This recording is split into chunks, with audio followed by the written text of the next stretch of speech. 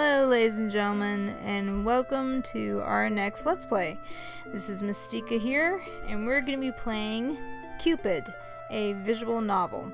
Now this is one of these games that I believe it's free to play, or at least at the time whenever I downloaded it, it was. And in case you don't know what a visual novel is, basically think of it like a digital version of a book. Some visual novels, pretty much sometimes how they'll play is that they'll have like multiple choices or like different scenarios and different endings. I don't know if we'll be playing this enough to where we can get multiple endings on there, because from what I've read there are. And also I should probably give a little pre-warning. Supposedly this game is a little mature. From what I've looked up, it's not so mature, I think, to where there's really going to be an issue, but because I do have a belief in artistic freedom and expression, I'm going to go ahead and keep the mature filter off. So, in future episodes, if there's certain content or things you don't like, I'm just warning you about this now. Just giving you a pre-warning about this. And so with that, let's go ahead and we shall start. Oh, I can actually read it, I guess. I love you. I love you, I love you. I don't know who's saying that. Sounds like rain, though. I love you. There's no need to explain. It's only natural. A mother loves her daughter more than anything else in the world. He hates you, doesn't he? Who is he? The whole lot of them despise you, don't they? Chasing you into the forest and gouging a hole into your leg. Ugh. All because you smiled at their husbands. And you know what? You deserve it. Ouch. That's not nice. You freak. You disgusting, horrible, filthy little girl. Didn't I tell you to stay away from them? You never listen. Serves you right for being the little slut you are. Okay, once again, reminder of that mature warning. But you don't have to worry, my darling. It's alright. Even if the whole world wishes you dead, I promise you this. Your mother will always be by your side. And yet my mother seems to be cursing... Oh, here we go. Oh, here's... Okay, now a priest is speaking to us. My goodness, child, whatever has happened to you? Oh, hello. A girl was slumped in the doorway, soaked by the rain. Her legs were covered in dirt and blood. She lifted her head upon hearing the priest's voice and stared at him with blank eyes. Bless me, Father, for I have sinned. She hobbled forward. She hobbled forwards. Okay, there's an S there. Her bloodied leg giving way. Automatically, the priest rushed forward to steady her. Years of spiritual training had prepared him for the most unexpected guest to his church. He sprung into action. He ushered her to a pew, brought out some clean cloth and antiseptic, and began to bandage the wound on her leg. Yet throughout all this, he found that he couldn't take his eyes off her. He would be gazing at the roll of bandages in his hand, deciding how to tie them. And then out of nowhere, he would be staring into her eyes. Even with all the mud and grime smeared across her face, he couldn't deny that she was absolutely beautiful. How old was she? 20? 18? 16? Her face was so young. The priest had long since aged past his desire for the opposite sex, but somehow something about her enraptured him. I mean, with all due respect, Mr. Priest, you know you're supposed to take a vow of chastity, you know that, right? When he realized his own thoughts, he quickly steered his mind towards other matters. My child, what happened to you? She seemed to take all the time in the world before responding. He looked at me. Looked? He looked at me and he touched me. And then he started to kiss me. At first the priest didn't understand. Then he realized with a jolt of anger what she meant. It was happening more and more often nowadays. The young men of France these days were spirited, uncontrollable ruffians. Oh, okay, so this is taking place in France, okay. A lady walking home by herself one night would be prey for a few number of them. Lust. One of the 7 deadly sins. the one that the priest personally despised the most. Furrowing his brow in sorrow, the priest laid a hand on her thigh. You are safe now, child. God's house is a sanctuary for the faithful. I don't think he'll protect me. He looked at her in confusion. You see, Father, I have sinned again. Right there among the pews before the altar of God, she bowed her head. I'm sorry. Was she apologizing to him or to someone else? Her hair hid her face and her eyes, and the priest could make neither head nor tail of her. He suddenly realized that his hand was still on her thigh, and he hurriedly drew it away. I'm sorry. She repeated this phrase over and over. After a while, the priest got up. Don't fret, child. You are not to blame. I will contact the local constable, but in the meantime, you are free to make yourself at home here. I will fetch you a hot drink. He patted her hand and left to go to the back room. She remained seated on the pew, her head bent forward. As the priest's footsteps faded away, the entire church fell into silence. Oh wow, finally we got some silence in here. I'm gonna be honest, the soundtrack was kinda loud a minute ago, especially with the rain sound effects. Nice to hear some quiet. Can I do something? Oh, okay, I can do something. Now that it was the dead of night, the clouds covered the sky. Barely a sliver of moonlight filtered through the stained glass. The girl sat alone in a ring of darkness. She opened her mouth. No, I know. If I may say my piece, surely. Who is she speaking to? Oh. Yes, mother. But he is so very kind. Okay, so... Oh, wait. Oh, am I the voice? Okay, am I a voice in her head? So we got two choices. Haven't you learned your lesson, idiot? Or I fear for your safety. Let's go with the second option. That sounds nicer. Child, follow mother's words and leave. You saw the look in his eyes, didn't you? That is not exactly what I said, but okay. You cannot stay here. Even a man of God can stain you with the filthiest colors.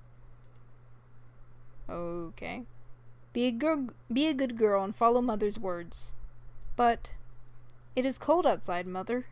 The rain has not let up. Can't I stay? Okay. So, oh, we have an achievement. Alright, so we have two choices. Either she can stay or we tell her no. But, I'm gonna go ahead and tell her alright. Because, you know, it's better to be inside and not be in the rain. I suppose you can. But you must be wary of everyone in this church. Do you understand? You are so weak, my darling. You give my heart so much pain. I'm sorry, mother. I will try my best to stay out of trouble. How am I going to mind you like this? You attract so much misfortune everywhere you go. Okay, this dialogue is very... Okay, I'm gonna be honest. So the dialogue is pretty much very... as different as day and night here. We got, like, most of the dialogue seems to go with... Like, this one is saying this is all your fault. So that's very negative. And this one's just not exactly negative, but a little more sorrowful, I guess. We'll go with the my poor child. That is not what I said. My stupid little girl. Always a blight, aren't you? Whatever will you do without me? I don't know, maybe she can manage a life without you. I'm sorry, mother. Thank you for always guiding me. It is all my fault. The girl sat in silence. Mother was right, after all. She was always right. Everything was her fault. Her fist shook with a mixture of fear and conviction. She had to do penance. Mother, give me strength. There is something I wish to do. The girl rose from the pew. In front of her was the altar, and on top of the altar was an ornately decorated cross. It was as wide as her head, and the tip of the cross had been crafted such that it was razor sharp. She left the pew, knelt briefly, and then walked over to the altar. Don't tell me. You're quite sure you're doing this? The girl's arm trembled ever so slightly. What other way is there for me to atone? She picked up the cross. Oh, my darling daughter. Mother is proud of you. Slowly she brought the sharp... Oh, dear God, no. Oh, boy. Slowly she brought the sharp end close to her face, so close that it hovered just above her left eye. And then she... Oh! Okay, that was not good. Chapter 1, The Star and the Rose. Oh, we got loudness again. The security... whoop. Hello, I'm not reading right. My bad. A scruffy young girl in tattered clothes peeked through the open gates at Chateau du Sommel? Sommel? I'm very sorry. These are clearly French words, and I am not French. I apologize. An afternoon gouter was being held... Seriously, are they going to mix in French words with this? Was being held in its gardens. People from high-class estates strolled around the manicured gardens while chatting loudly with one another.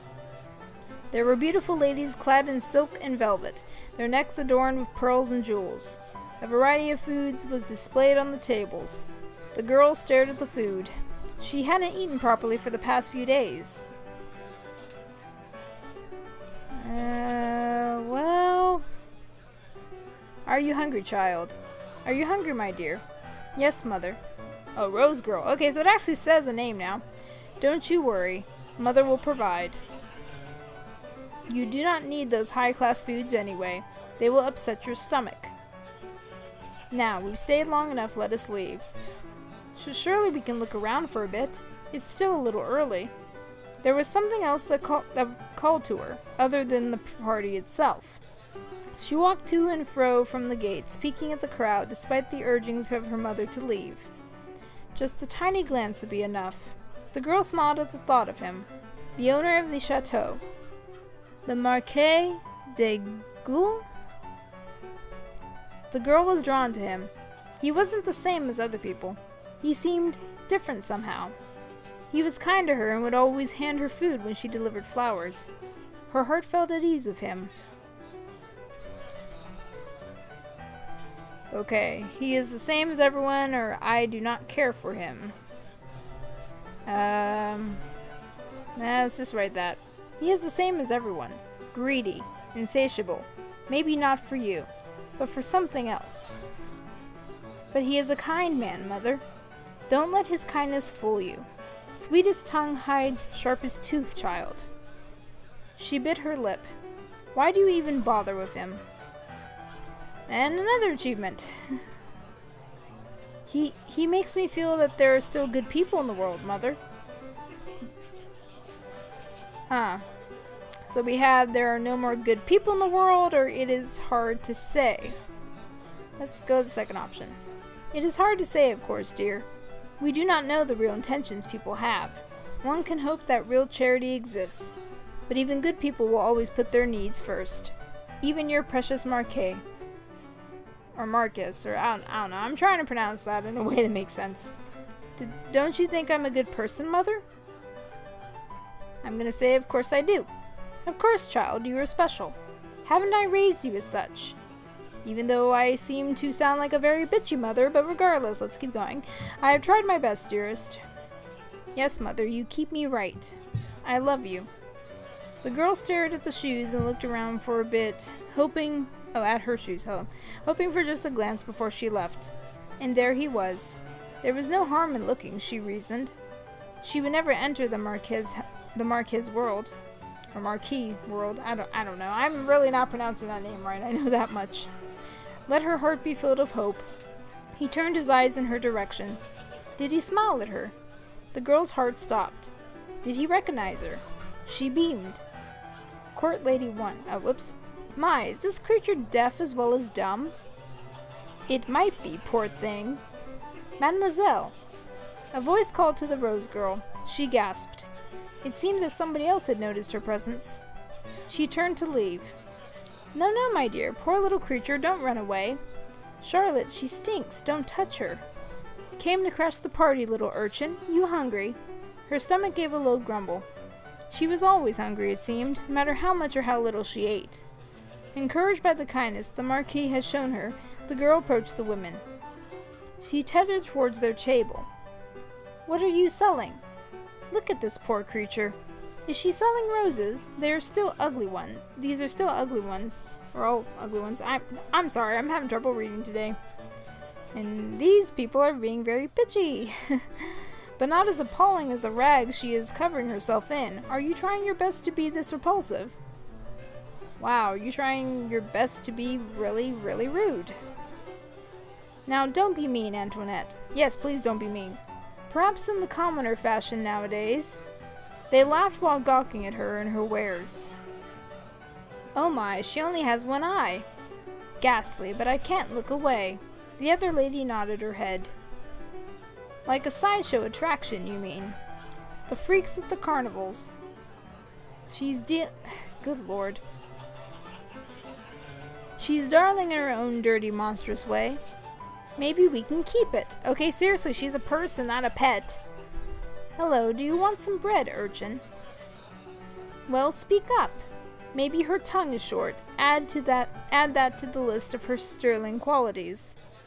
Quiet, Antoinette. Come on, don't be shy. Do you want some food? Let us hear you speak. Yes, madame. What? Yes, madame, I would be grateful. One of the ladies clapped in mockery at her reply. Oh, she talks! The ladies handed her the bread, but it was snatched away just before her fingers grazed at it. Aha! Not before you dance for us first. Okay, seriously, what the heck do these ladies want? I'll make her do a handstand. I've seen one of those street people do that. Quite marvelous. Now, I'd like to see that. This party is getting quite boring. Well, come on, ma bête? Ah, boy. I don't speak French, I'm sorry. Dance for your food. The girl looked at the beautiful, cruel faces of the women. That look on them. It was a burning desire to hurt something simply because they could. She knew that look.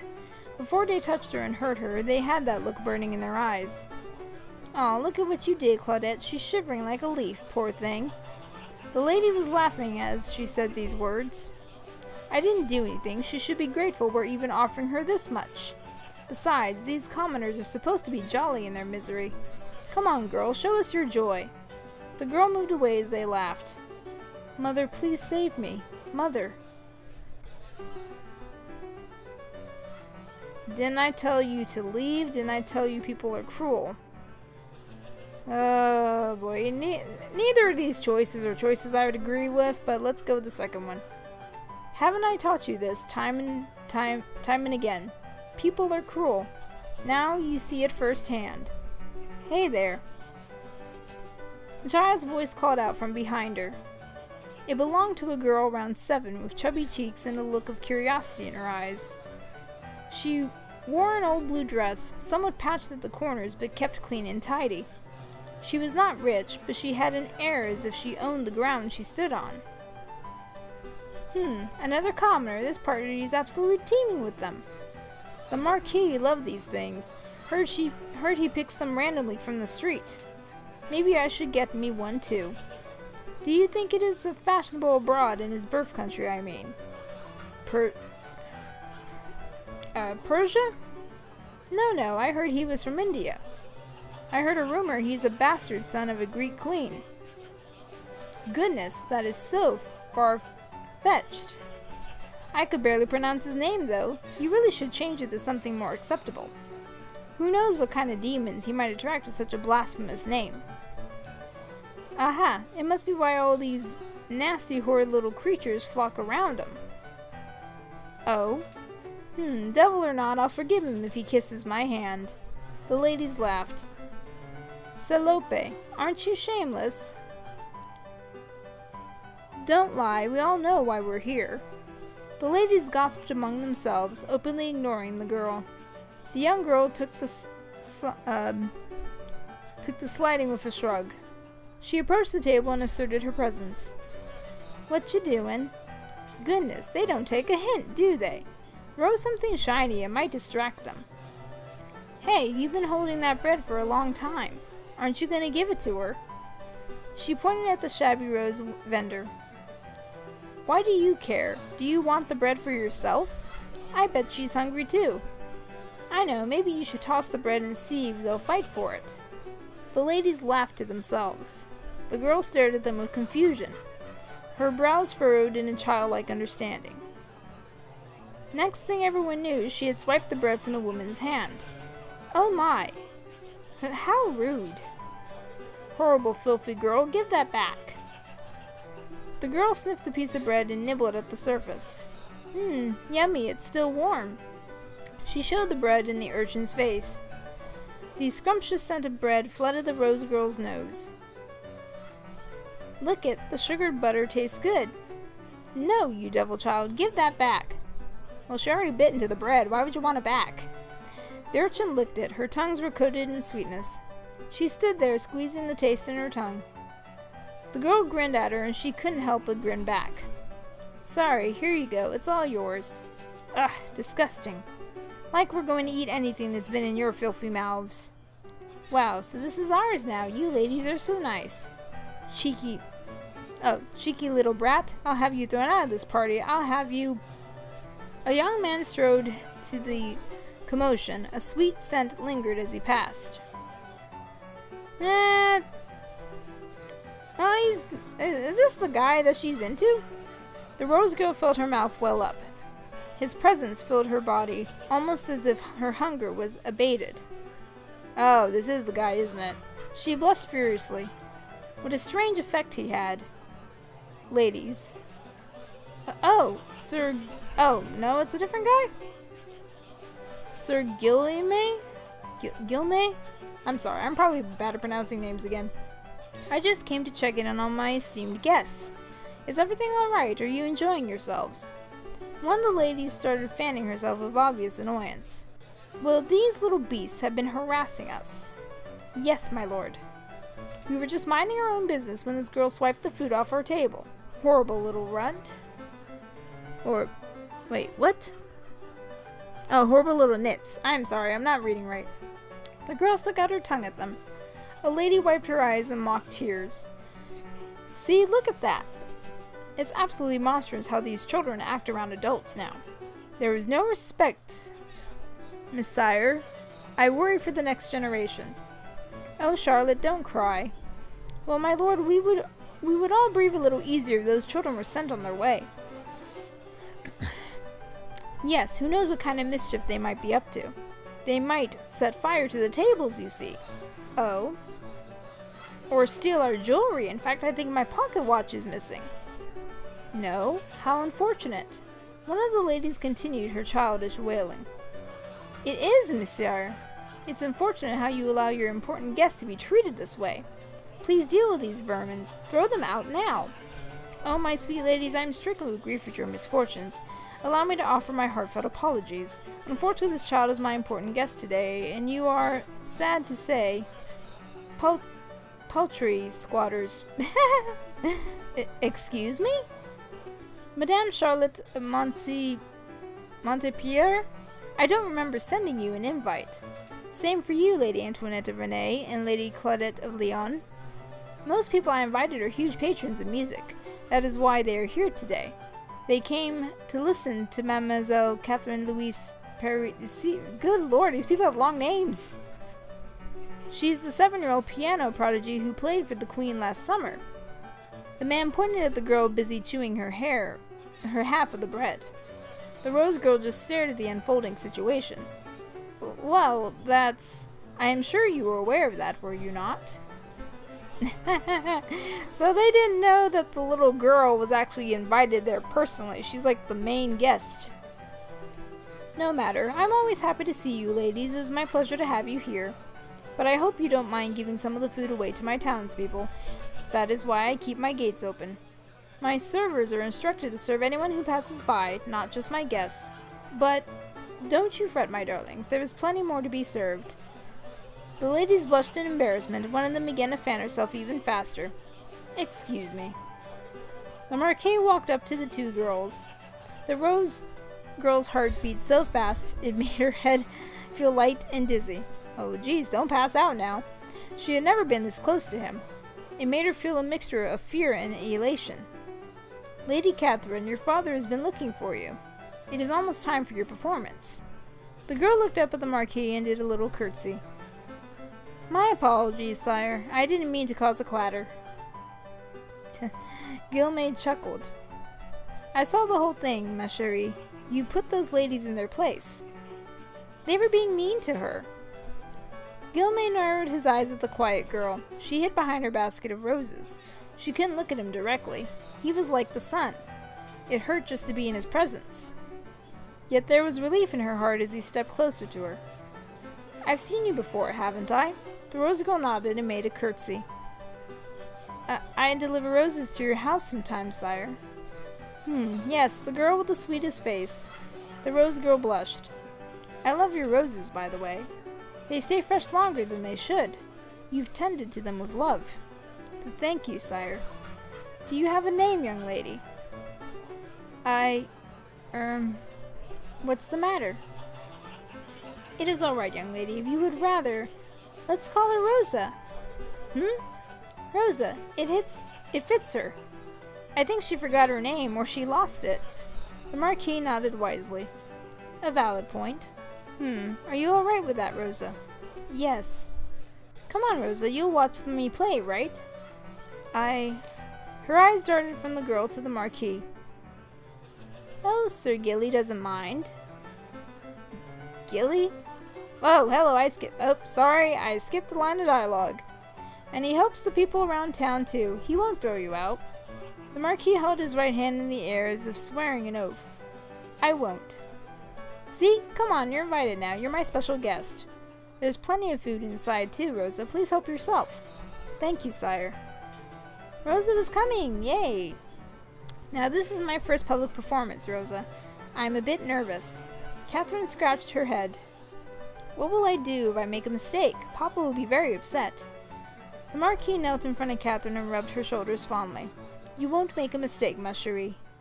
As long as you put your heart into the keys. Play to touch your audience, and any mistake won't matter. Do you understand? Catherine stared at the Marquis. Not really. Okay. The man chuckled. You will someday. Just play your first song with me in your mind, will you? Something that you think will make me smile. Gilmay held Catherine's clear young eyes in his gaze. He kissed her hand. It was covered with sticky sugar and breadcrumbs. Catherine blushed. It was the first time she looked embarrassed by anything. It would be my pleasure, sir. Catherine trudged up the wooden podium and walked towards the middle of the stage. The crowd's chatter died down. She curtsied in front of her audience, waved to her father, and stole a glance at Gilmay. The man gave her a tiny nod. Oh yay, we finally got a different picture. Oh boy, okay. Hold on just a second. Need to make an adjustment. Okay, here we go. Let's see. Sorry, just fidgeting with some things. She sat down in front of the piano, admiring the cream and ebony keys underneath her fingers. Her own piano was broken and beaten. Father had sold his horse for it. The 8/3 key never played, and the strings would creak when it was cold. But it had never failed her. She knew the keys like they were her own fingers. She whispered to the new piano softly, as if coaxing a beautiful and tamed animal. Let's be friends, okay? She saw Rosa at the far end of the podium, watching her diligently. There was a renewed vigor in her blood. She could hear the keys calling out to her. A song that would make him smile. She placed her fingers on the keys. She began to play.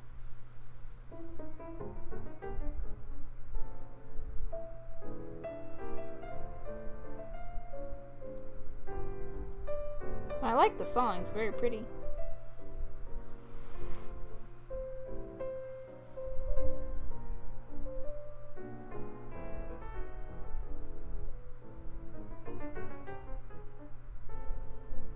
Very nice. Of course, it would be even better if there was movement, but of course this is a visual novel. There's only so much changing and stuff going on, but that's okay.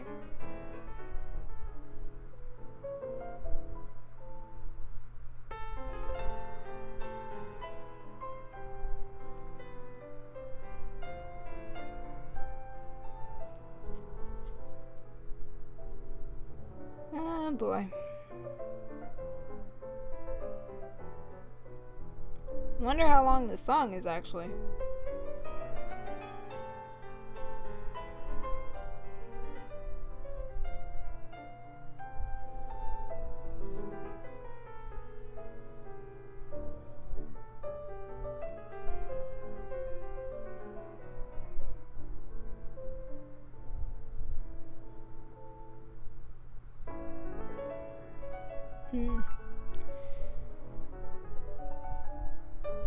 Okay, I guess they're gonna play an actual full-fledged song, I guess. It's still a nice song, it's very pretty, so can't complain.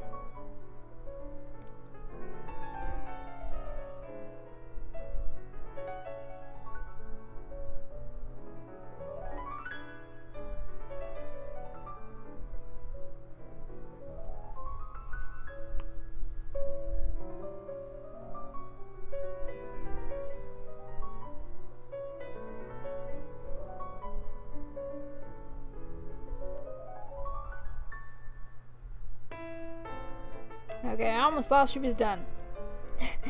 I figured at that pause I figured she was finished, but nope, not quite. Still a little ways to go.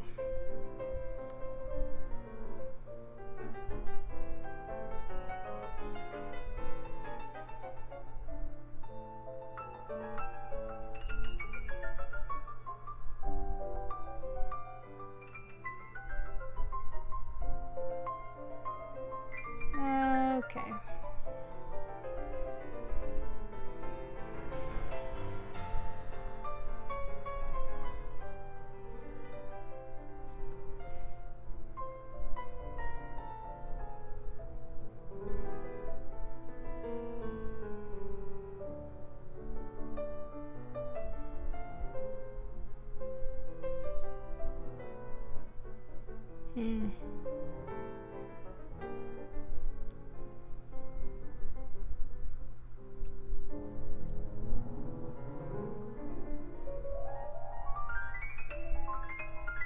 Okay, she has to be coming near the end now, I'm pretty sure.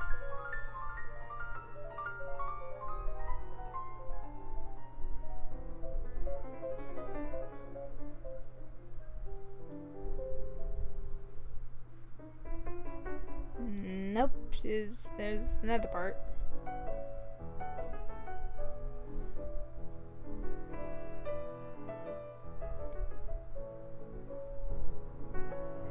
Huh.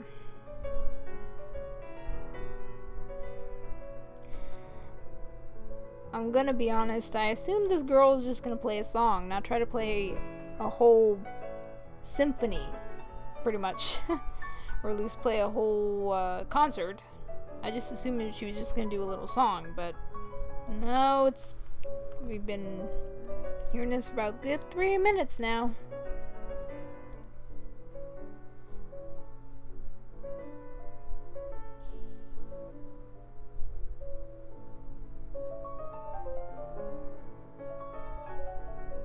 I mean, don't get me wrong, the girl's very good, but, you know, this is a game, after all.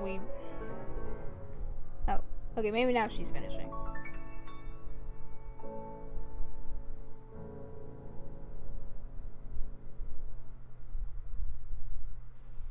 Okay, there we go. She's done. Nope, she's not. Never mind, I thought she was done. She is not done. Oh, hello. Okay. I feel stupid. Okay, sorry. At the ring of the first few notes, it became apparent to the audience that this girl was something special. Here was a little girl barely tall enough to reach the pedals of the piano, playing as if she owned it. There were times she'd miss a note or two, but that didn't matter. She played the song to make someone smile, and it touched everyone present. Her musical skill was far beyond her years. Her fingers caressed the keys as if she was making a flower crown, carefully weaving the petals. She knew the correct way to tie the leaves so they wouldn't tear, like all smart little girls did. As the piano sang under her hands, Catherine seemed to disappear right in front of the audience's eyes. She was just a vision, after all, somebody leading them down a dream. A dream of a garden, the springtime, the shade of a tree on a windy day. The couples in the audience tightened their grip on the hands of their partners. Some closed their eyes and let the music saturate their soul. Sweet memories of youth. A first love. The yawn of a newborn. Rose's eyes shone as she stared at Catherine. Her heart was captured by this image of her. A young girl swaying her head to the music, smiling as the notes poured out of her. She couldn't take her eye away from Catherine's glowing face. Was this happiness? Was this love? She looked like she was in love. And she was, wasn't she? In her innocence, she was still in love with life. In love with her family, with her pets, in love with every new discovery. She was full of hope. It was a bittersweet feeling for Rosa. A happy teardrop rolled down her cheek. She wanted to warm herself in that hope if she could. In the audience, Gilmay and Catherine's father sat beside each other. Okay, so that's him and that's the father, okay. Sire Paredes, I'm sorry, I'm trying to pronounce the name. Sire Paredes, your daughter is amazing. She is, isn't she? I mean, pardon my arrogance, my liege. I am a very proud father, you see. No pardon necessary, sire. Has she found a sponsor yet? The Duke of Versailles once spoke to me about it, but we have not made any arrangements. Then I must steal her away as soon as possible. Sire? I'd like to be Catherine's primary sponsor, if that is all right with you. Why, sire? And to further cement my status, that piano she is playing right now, it is hers. I've bought it for her. Francis's eyes widened in astonishment. That is... Francis gulped. That is beyond generous, sire. Gilmay smiled. Well, I must make it hard for you to refuse me, you see. I took the opportunity of asking you outright. You see, the Duke might offer an extravagant piano plated in gold. In that case, I have no choice but to humbly concede. But what? I am kidding. The Duke of Versailles is the worst miser you will ever meet. The men chuckled. Of course, I shall be paying for her musical tutoring as required, along with an ample stipend to accommodate your family. You don't have to look so surprised, Monsieur Paredes. Your daughter is a star. There is an effervescence about her that enraptures the soul. There is no doubt in my mind that she will succeed. Thank you deeply, my liege. Please call me by my name, monsieur. Let me remind you, this generosity isn't without charge. Her tutoring will be done at my house. I want to monitor her progress. Apart from that, I'd very much like Catherine to visit me and play from time to time. Music is one of my true passions. Her presence would benefit my mood tenfold. Of course, sire, that is a small price to pay for all your offers. On the contrary, monsieur. I don't know, I'm probably pronouncing that word wrong. You don't have to decide now. Kindly think about it. Thank you, my lord, Sire Gilmay. After the performance, Catherine and Rosa went to the Marquis's garden to play. Francis and Gilmay lingered on their table, sorting out the details of Catherine's further education. Oh my goodness, how many more people are there here? Okay, and who is this? Emily Paredes wandered about the crowd, searching for a familiar face. She had arrived halfway through Catherine's performance, just in time to gush at her little sister's applause. Oh, so this is the older sister. Unfortunately, she couldn't find her father in the crowd. When she finally caught sight of the back of his head, she approached him hastily. Father, there you are. I've been looking all over for you. Emily stopped as she saw the man her father was talking to. It was none other but the Marquis himself. She fixed her hair self-consciously and curtsied. Sorry, I am tired. I'm not going to lie about that. My lord, pardon my intrusion. I didn't realize. Gilmay smiled at her kindly. You are free to intrude any time, my lady. Emily smiled back. Just as the rumors said, the Marquis was easy on the eyes. Oh, he ain't ugly. I mean, he ain't my type, but, you know, he's not bad looking. To whom do I owe the pleasure of your acquaintance? This is my eldest daughter, Emily. Pardon me for not introducing her sooner. Charmed. Gilmay offered her a seat. Emily sat down across the man. Well, it seems talent and good looks run in the family. Francis rubbed his neck. Yes, my daughters are my pride and joy. Thankfully, they both took after their mother. Surely not, Monsieur Paredes. The eyes are yours, earnest and loving eyes. Emily snorted at such sappy words. Her father is clearly basking in the compliments. If this really was the famous Gilmay for the rumors talked about, then he wasn't exactly much of a charmer, was he? She didn't know what all the fuss was about. Yeah, I don't blame her either. The ladies in the house she worked for could not seem to stop talking about this man. Admittedly, there was something morbidly curious about the way he looked at people. Like he was always distracted, and could only say words that were expected of him. I am pleased to have finally met you, sire. I've heard a lot about you on my travels. All good things, I hope. Depends on the tabloid and the day of the week. Emily thought to herself and chuckled. You are a governess, I was told. Where do you work? With the Dimitri household, sire. Ah, yes, I heard you were marrying into the family soon. Oh, father, I told you not to tell anybody yet. I didn't, but you know how people talk. Word travels fast. Pardon the comment, then, my lady. Please. Your betrothed is a lucky man, I'm sure. Okay, are we getting to the end of this chapter, I'm hoping. The conversation endured through the afternoon. Smart talk, musical composers, their little town. Catherine's musical background, Francis's students, Emily's work. Emily plaited her napkin, offering droll opinions on the particularly droll topics. All throughout the exchange, Emily observed the infamous Marquis de Gaulle. This was him? The audacious, shameless flirt of the royal court and tabloids? According to rumors, he was able to bed both the widowed Countess of Devonshire and her daughter. Wait, what now? Okay, wait, okay, at the same time? Oh, is Mr. Gilmay a playboy? That's great. And even had a tumultuous relationship with the Prince of Garnet. Huh. He plays on both sides of the fence, then? He didn't limit himself to royalty, or so the tabloids said. His latest fling was with an English poet, who they say almost killed him when he was caught with another man. Or a woman. At this point, who knew what was real and what was a blatant lie made up by the newspapers?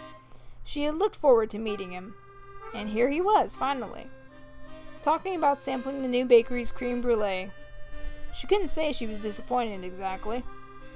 But the Marquis was a depressingly normal man. Maybe even boring, Emily ventured. She watched as his gaze flickered across her hair and her nose before lazily trailing away. How infuriating. She wondered if he would suddenly say something coy, or insist to dance with her. Just something outrageous. Honestly, so she could shoot him down. This man whom everyone was interested in. That would be a small victory for reasonable women everywhere. But the Marquis was nothing but polite. He did not ogle. He did not touch unnecessarily. No audacious gestures or suggestive winks of the eye. He would not even look at her for more than 2 seconds. Maybe she was not pretty enough to flirt with? Emily bit her lip. She shouldn't be thinking that. But there was also times that he would quietly look into her eyes when the conversation lulled. When the words spoken were without meaning, their eyes would converse further. To Emily, he'd started to look lonely underneath the facade of caprice. He seemed tired of all the gallivanting, the rumors and the numerous flings. We are all a little lonely, aren't we? Perhaps even he. Okay. Oh boy. How much more reading do I gotta do? Okay, I think we're gonna go ahead and stop right here for the moment. It's clear there's a lot of reading going on in this game. And, let's see, can I actually save? Oh yeah, we can save. Gonna save in this slot. And I think we're just gonna go back to the main menu now. Yes, we're gonna go back to the main menu. Okay, so yes, that was a lot of reading. So hopefully, since I went ahead and saved, I'm hoping that it'll leave us at that point and we'll continue up next time. My apologies for this being a long episode. I didn't realize that, because I figured since it shows that this has a chapter system, I kind of figured the chapters were kind of, you know, not too long, kind of okay, depending on how many chapters there are, but whatever. Still though, this is definitely very different for a game, I will admit. Never actually played visual novels before, but still, it could be interesting. So next time we'll kind of pick up where we last left off, and hopefully we'll finish up, I guess, chapter 1. maybe move on to chapter 2. But regardless, if you guys enjoyed this episode, if you're looking forward to this, like, fave, subscribe, all that good stuff. And with that said, I will see you guys around later. Much. Bye.